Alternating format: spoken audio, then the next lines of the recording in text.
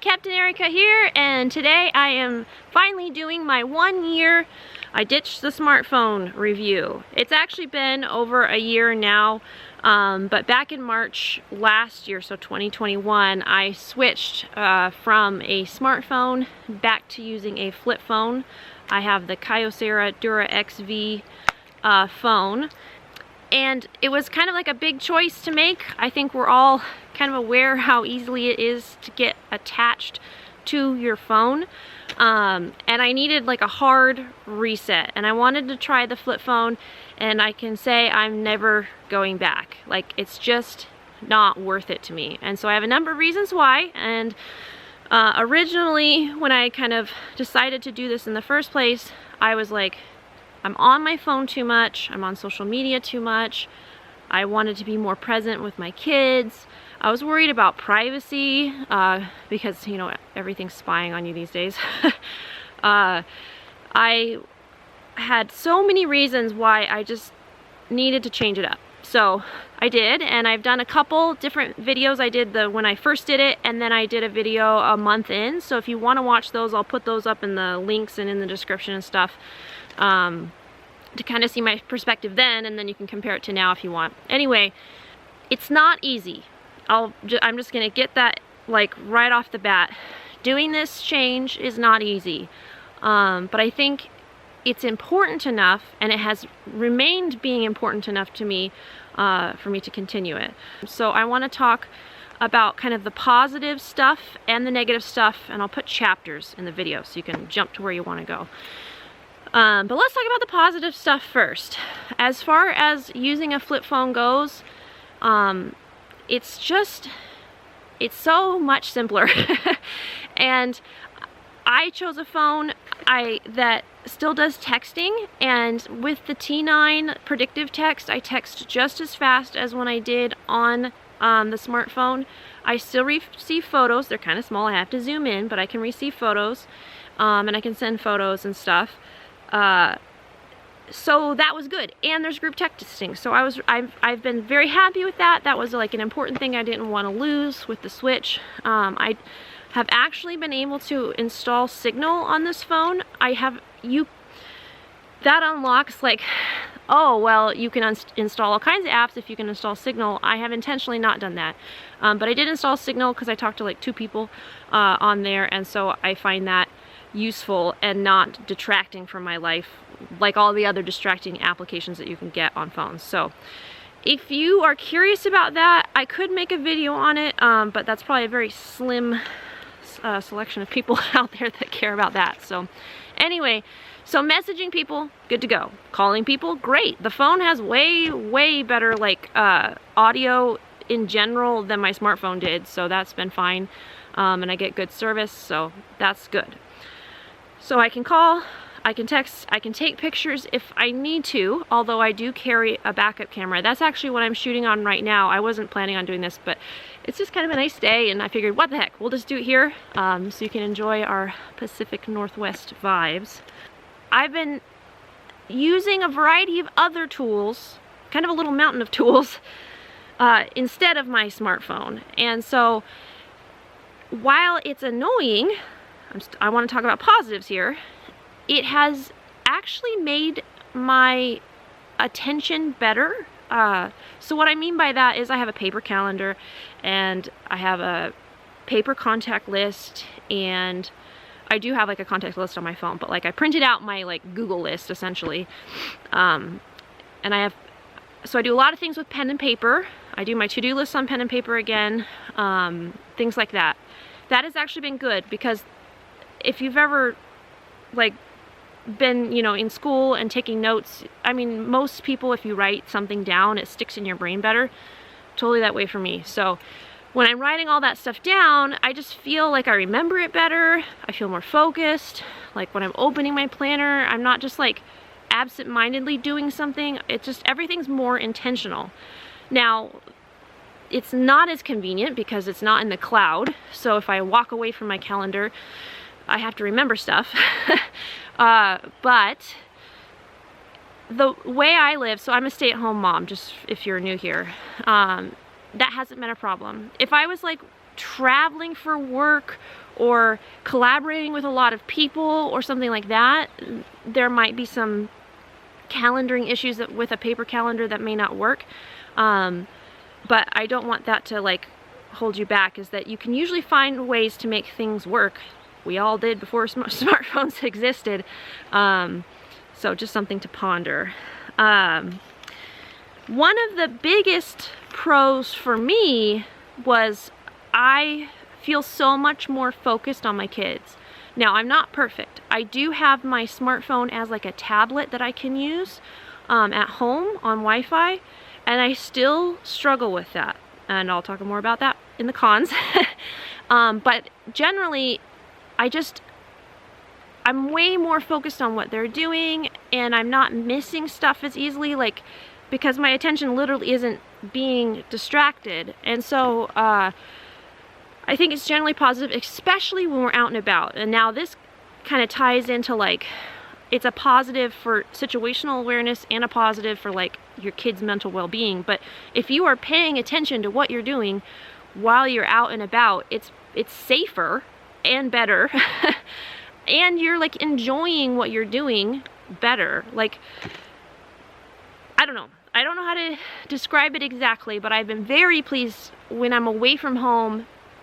I'm like disconnected and I feel free. It's a very freeing feeling. And so I just bring my little digital camera along if I want to take pictures, and I just stay in the moment more, which as a naturally anxious person is good because I need to practice that as much as I can. So, I think it's important, also, if you need boundary setting with social media and notifications and email and like staying up on all that stuff, like the flip phone has made it so it's like hard cut off. When I leave the house, I don't even have my email. I just have my calls and my texts. All that stuff I still take care of, I still do at home on my computer. And using my computer is way faster, it's more efficient. I get stuff done faster on there because things are just distracting on the smartphone, or they're just not as efficient. I think smartphones can do a lot of things, but they're more tools of consumption. And what I mean is, like, you're scrolling more and you're reading more and you're looking at videos and photos more, and you can make those things on a smartphone. You can take pictures, you can create videos, you can start a YouTube channel, you can do all that stuff with a smartphone. But smartphones are really tools of consumption, where like a pen and paper and a camera are solely tools of creation. So I find that for whatever it is in my personal brain, this is not everybody, but I find it a lot easier to make or create or produce or whatever with the tool that's very specific for the job versus the do-it-all smartphone machine that's very distracting. So there's that. So that has been all positive. So I'm like paying attention more, I can create more, I have more time. Now, I didn't notice this. This was actually something my husband mentioned, the more time thing. Like, I am kind of getting back more into my hobbies that I like to do, and I was thinking part of it was just because the kids are getting older, which is true.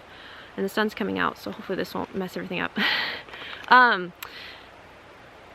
Which I think is true. I'm having more time just naturally because the kids are getting older, but I think also it's just like I'm focusing more, so the time I do have, which is limited, is more productive. So, you know, I'm starting to like explore leatherworking, and I do gardening, and I have the, you know, outdoor stuff that I like to do, and all of that.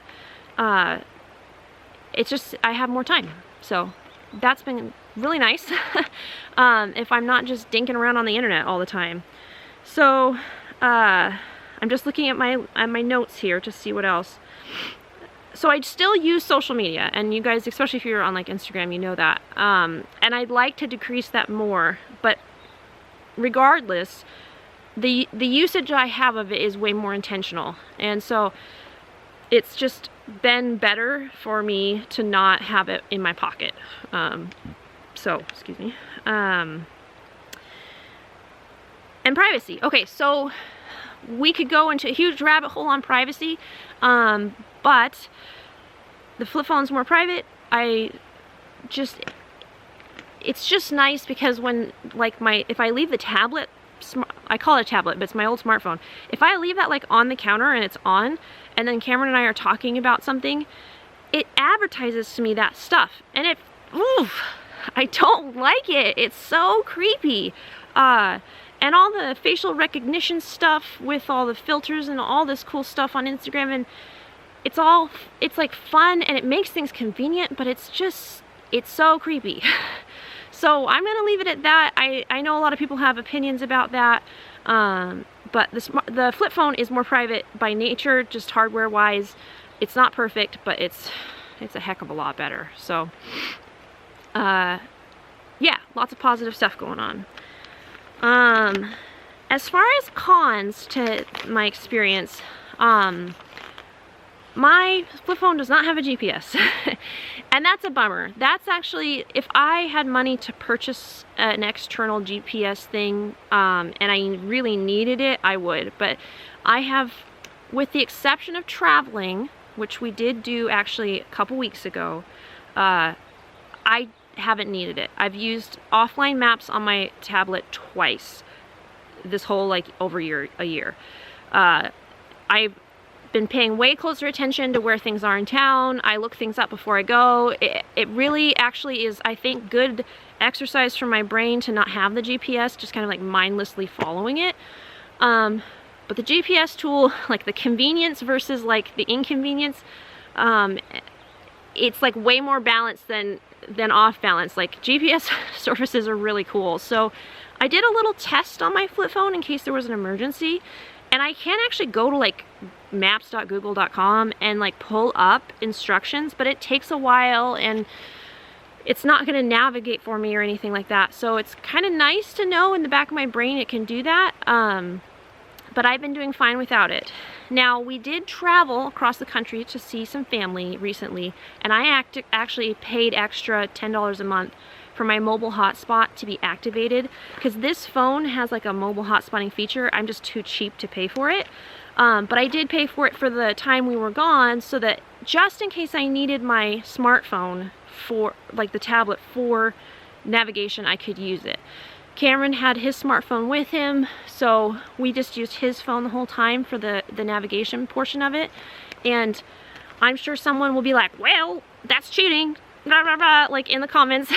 But I don't have an external GPS unit. If I was traveling a lot, I'd probably consider something. I'm sure there's something out there that's pretty nice. But anyway, so the GPS is probably the biggest tool missed.